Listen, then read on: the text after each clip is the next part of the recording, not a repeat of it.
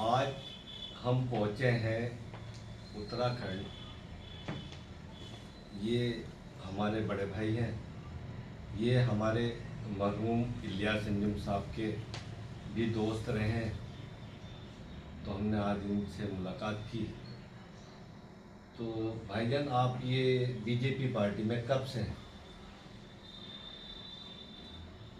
2010 में अन्ना मूवमेंट के नाम से एक आंदोलन शुरू हुआ देश के अंदर, जिसकी जो कोर कमेटी थी, पहले 7 लोग थे, फिर 12 हुए, फिर 18 हुए, फिर 22 हुए। तो जो हमारी कोर कमेटी थी, मैं उसका मेंबर था, यानी मैं अन्ना आंदोलन के फाउंडर सदस्यों में से हूँ। और उस आंदोलन का एक ही मकसद था कि देश से करप्शन का खात्मा जी। और कांग्रेस के ज़माने में जो करप्शन था वो अपनी सीमा तक पहुंच गया था जी। शिखर पर था। उस वक्त के जितने कांग्रेस के बड़े लीडर थे, वो ये समझ रहे थे कि देश उनकी बपूती है।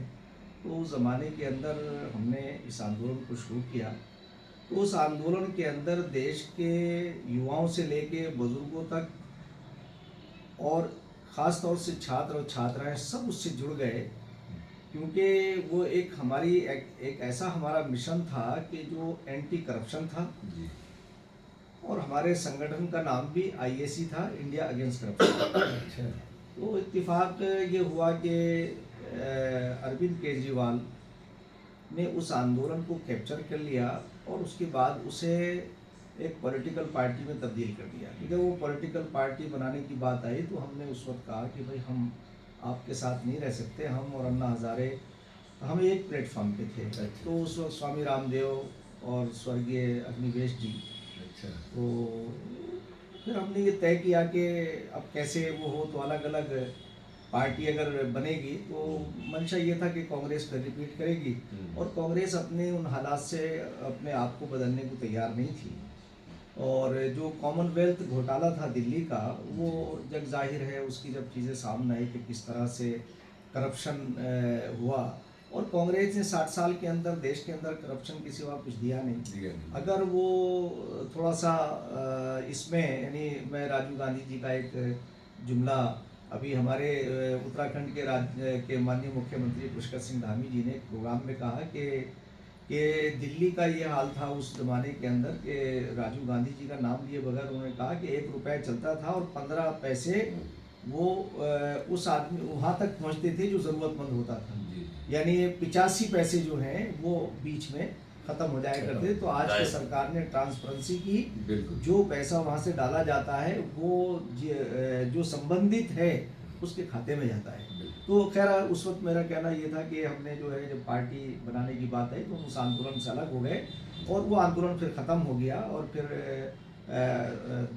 2014 में जब माननीय प्रधानमंत्री श्री नरेंद्र मोदी जी को देश का प्रधानमंत्री का उम्मीदवार बनाया गया, तो हमारा रुझान भाजपा की तरफ हुआ कि भाई भाजपा को अभी पूरा एक मौका ऐसा नहीं मिला है, और जो मौका मिला था वो इंडिपेंडेंट होके नहीं था। अटल बिहारी वाजपेयी जी ने उस जमाने के अंदर जो अपनी छाप छोड़ी है, तो हम जानते थे, हम RSS की बैकग्राउंड को भी जानते थे कि RSS एक राष्ट्रवादी संगठन है। तो उस वक्त हमने ये तय किया कि हम भाजपा को सपोर्ट करेंगे। हम और स्वामी रामदेव और उनका जो पूरा ग्रुप था, हमने तय किया कि हम घर जब तक जाएंगे नहीं जब तक ये कांग्रेस की सरकार वापस यहाँ से नहीं चली जाती। और उस सौभाग्य हमारा ये रहा कि कांग्रेस की सरकार गई, और 5 अप्रैल 2014 को हमने हमारे राजनीतिक गुरु, जो बड़े सादगी और ईमानदारी के प्रतीक हैं, पूर्व मुख्यमंत्री, पूर्व राज्यपाल महाराष्ट्र और गोवा श्री भगत सिंह कोश्यारी जी, उनसे हम प्रेरित हुए।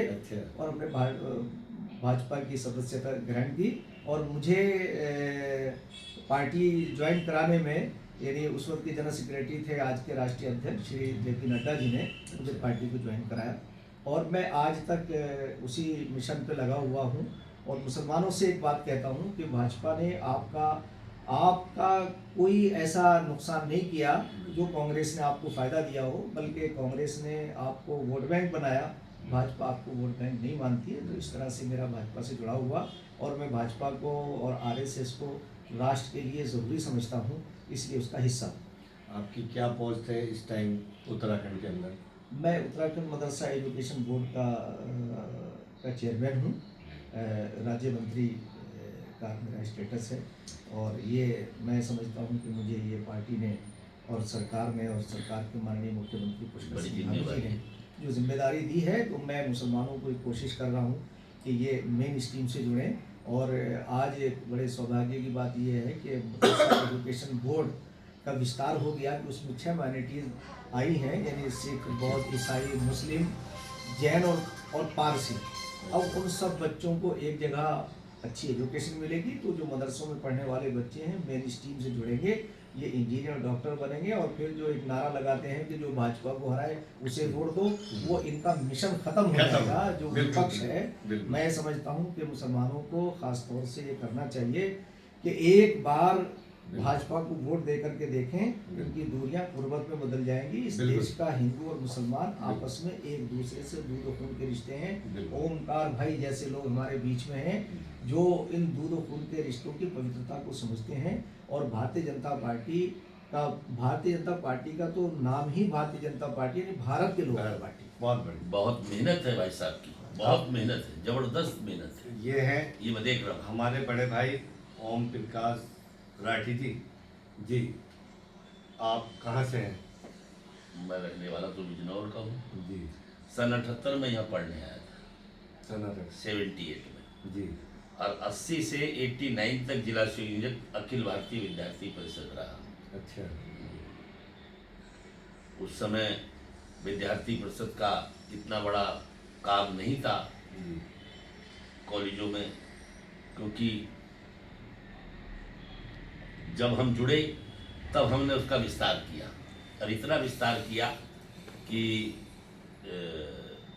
84 से जिस साल इंदिरा गांधी की हत्या हुई थी, उस साल से हमने चुनाव लड़ने शुरू करे। अच्छा। हर कॉलेज में विद्यार्थी परिषद के बैनर तले लड़ाने अच्छा। शुरू करे लोगों को। हाँ, और 86 में खुद लड़ा, 84-85 में लड़ाया था हमने प्रेमचंद अग्रवाल जी को, जो ऋषिकेश से विधायक हैं। अच्छा। हाँ, और 86 में मैं खुद लड़ा।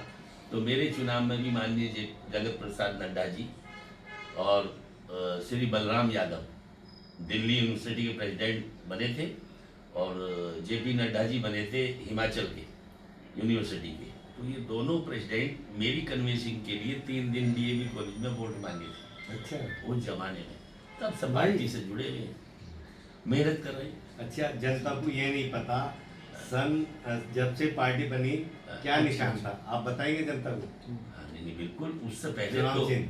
हाँ, उससे पहले तो हमारे इस संगठन का जिसको जनसंघ कहते थे, हाँ, हम तो छोटे थे, लेकिन हमने सुना है चिराग का निशान होता था, बताते हैं। लेकिन सन 80 में भारतीय जनता पार्टी बनी, बॉम्बे में कोई अधिवेशन हुआ, उसमें पार्टी का वो हुआ, तो तब से कमल का फूल चुनाव चिन्ह। हाँ, और तब से ही कमल का फूल आज पूरे दुनिया में, पूरे भारत में खिल रहा है। ये पार्टी अब बहुत लोगों की इसके लिए संघर्ष, कुर्बानी, मेहनत, जो देश के लिए ही काम करते हैं, समाज के लिए ही काम करते हैं, ऐसे लोगों का योगदान है जो आज भारतीय जनता पार्टी विद्यमान है पूरे भारत में, पूरी दुनिया में नाम है। जी। बहुत बहुत धन्यवाद आपका ओम प्रकाश राठी जी और हमारे चेयरमैन साहब का। Thank you.